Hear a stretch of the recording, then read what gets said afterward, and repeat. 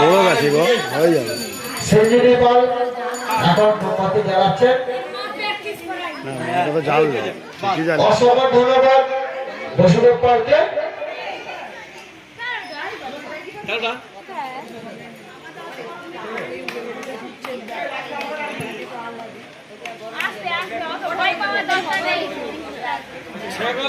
ঘুরে দিবি যেটা গরমটাও ধরবি ওইদিকে। দেখছো তুমি যে বলছো হাত ঘরে ধরতে হাত ঘরে করলে ও বাঁ পাশে কালো হয়ে যাবে। ঘুরে ঘুরে থাকবে না যেহেতু এখন হাওয়া দেয়নি হাত ঘরে করতে হবে। সেঞ্জুরি বল এইমাত্র 10টা মোমবাতি প্রদান করেছেন। এরপরে আসছে ওটা অনেকগুলো হয়ে যাচ্ছে। টিঙ্কু পাল। এরপরে আসছে টিঙ্কু পাল। দেখা যাক কোনি কটা আমাদের মোমবাতি প্রজ্বলন করতে পারছে। একটা কাঠির সাহায্যে আমরা পাল যাচ্ছি। রেডি থাকবে শিল্পা পাল। রিঙ্কু পালের পর রেডি থাকছে শিল্পা পাল। অসংখ্য ধন্যবাদ গৌরাঙ্গ পালকে। গৌরাঙ্গ পাল মোমবাতি জ্বালানো হচ্ছে কেন বন্ধ করবে।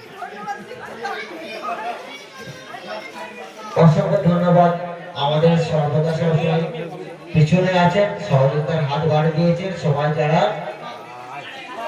আছেন আমাদের সর্বদা সবসময় আছেন। মা মনসা কমিটির তরফ থেকে সবাইকে অসংখ্য অসংখ্য ধন্যবাদ জানাচ্ছি।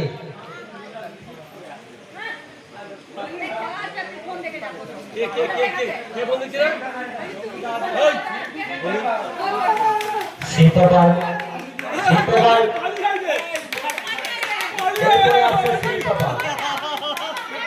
কটা চ্যালেঞ্জ একটা শীতকাল তুমি যেখানে থাকা চলে আসুন। আপনার মোমবাতি রেডি হয়ে আছে। মোমবাতিটা জ্বালাতে হবে তো শীতকাল। আচ্ছা আচ্ছা খুবই ছোট্ট মেয়ে তো দেখতে পাচ্ছি। এরপরে রেডি থাকবে অমিত দাস। এরপরে আসবে অমিত দাস।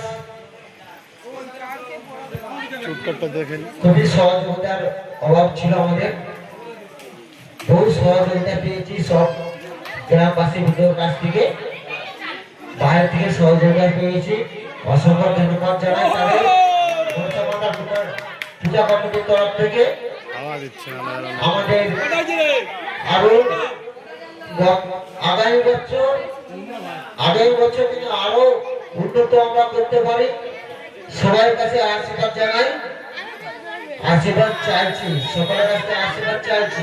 ছোট্ট মেয়ে অমিত দাস চার্চের একটি ছেলে অমিত দাস। এরপরে তৈরি থাকবে টগরি হাজরা। টগরি হাজরা তৈরি থাকবে।